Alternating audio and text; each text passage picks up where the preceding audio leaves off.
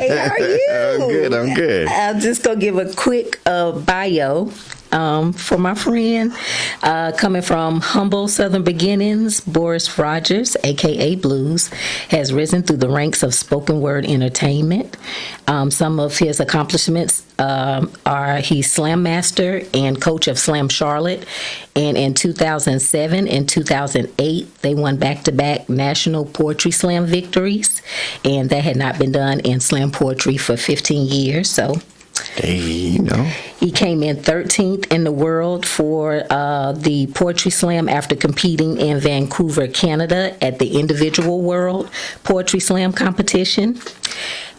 He is active in the community and has worked with several organizations from Junior Achievement, Charlotte Chamber of Commerce, Blumenthal Performance Arts Center, HBO Def Poetry, and NASCAR Today.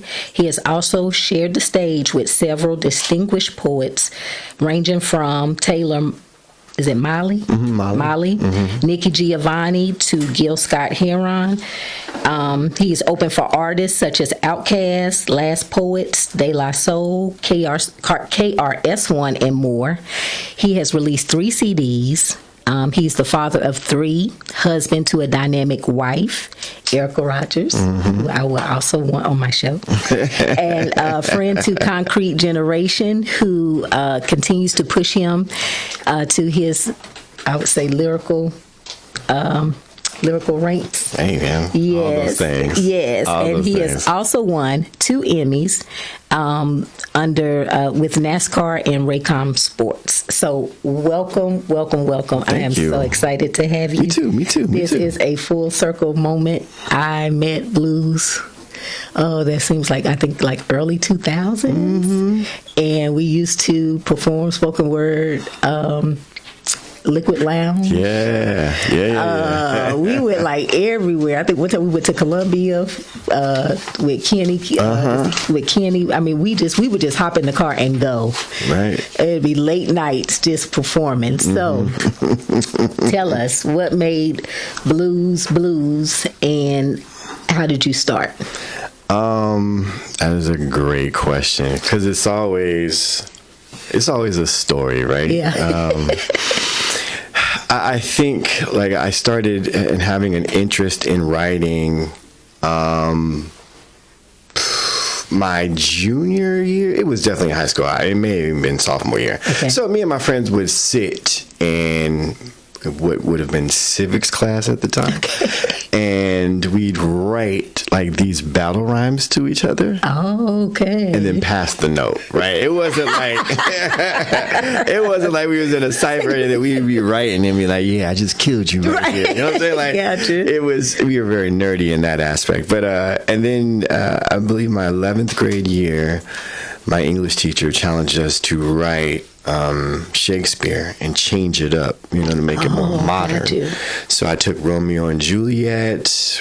Romeo was from the east side, Juliet was from the west side. Their parents was beefing, and I was like, yeah, this is creative, you know what I'm saying? And then the teacher gave me like a C, and I was like, yo, she bugging. What's wrong with you? Really? But it made me realize that that poetry and writing could look different than just old white people. Traditional. Right. So that's why my journey really sort of began into what the writing could be. And this is the same time, so this definitely was my senior year because here's what happened next, Carmen. I graduate, and my girlfriend at the time, she and I decided we're going to try the long distance thing, which did not work out. Yeah. In sort of the worst kind of way.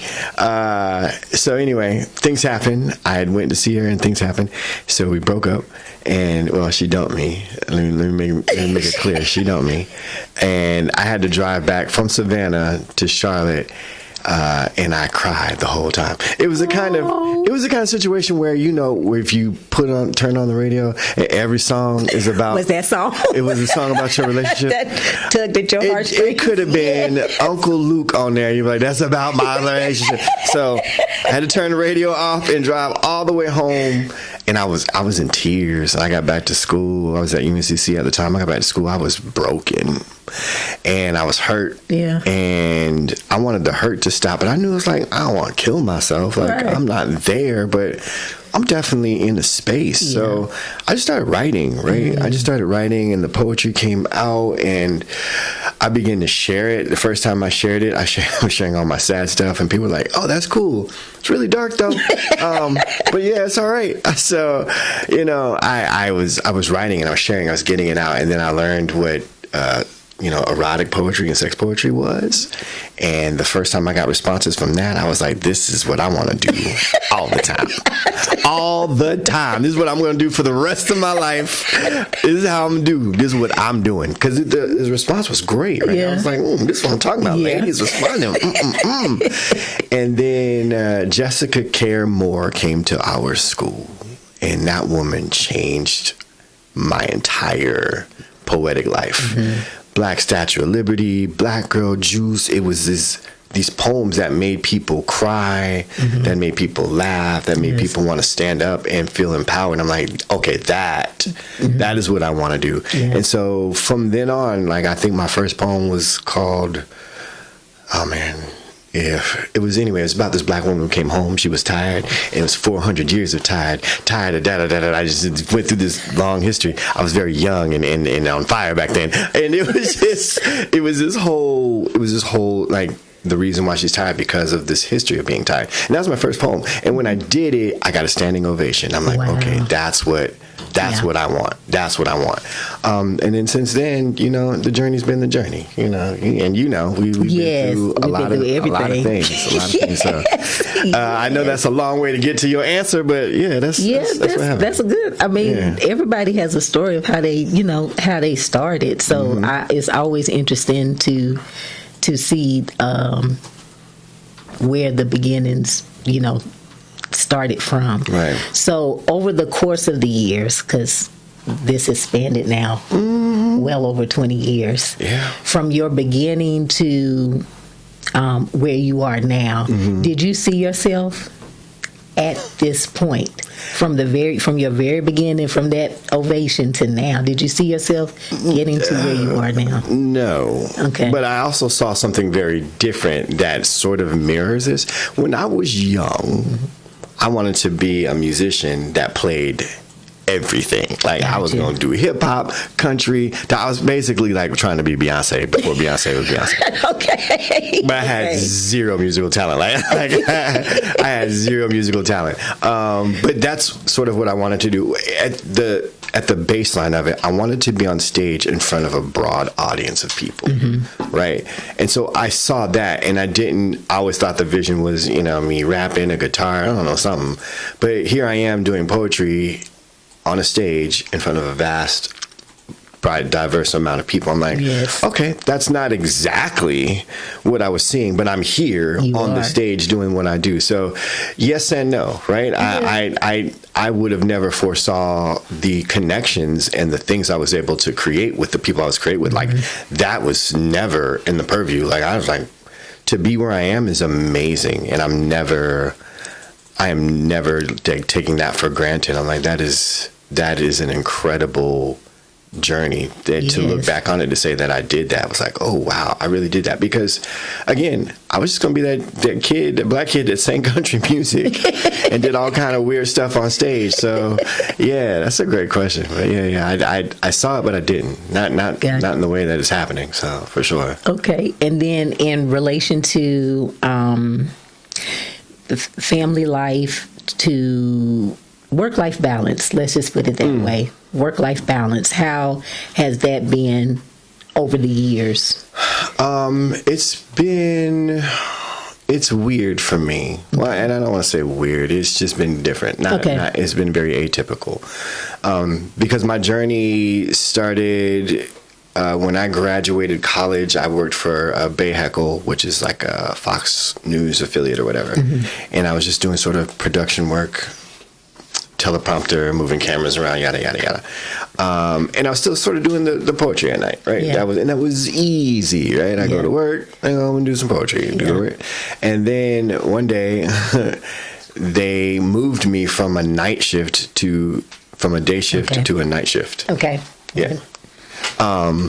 And I was like, okay, this doesn't work for my schedule. And then Erica was like, well, maybe you should quit and try this poetry thing full time. And I was like, you know, we got babies and bills, right? And she was like, nah, I know. So we're gonna try it. And I did. And those first 2 months was scary because there was nothing happening. And then one day, Kevin Jackson from NASCAR calls me and says, hey, do you want to work on a project? And I'm like, yeah. I was skeptical. I'm like, you know. Because that was different. I was like, NASCAR, wow. Yeah. Okay. So I did, you know, when creative loafing was a thing, I did this sort of little, it was like this big, like a little blurb about my hobbies. It was poetry, soccer, NASCAR. And then they saw that and they were like, hey, do you want to try something? It'd be new and dynamic and whatever. I'm like, yeah, let's do it. And I'm thinking it'll be a one-off, you know, I get a little check, you know, be some cool poetry stuff happening. We did it. The first one was in Indianapolis, and they flew me up, and we got on the track. We shot this whole thing. It was dope. And then when we got back, I'm like, that was a really great experience. That was cool. Thank you, guys. And the check was okay, right? The check was okay. Of course. The check was okay. NASCAR, And then they were like, hey, Sprint, and this was time when Sprint was sponsoring it. So they were like, hey, Sprint loved it. They want to do the rest of the year. And so now I'm like doing, you know, it was one thing a week. Now it was every week for the next like 8 months or something like that through the NASCAR season. Wow. And everyone was a check. And I was like, yeah. This is what I'm doing. And that spanned into like 2 years of us doing that. And then the thing about this town is that it's such a small world when you start talking about video and TV and stuff.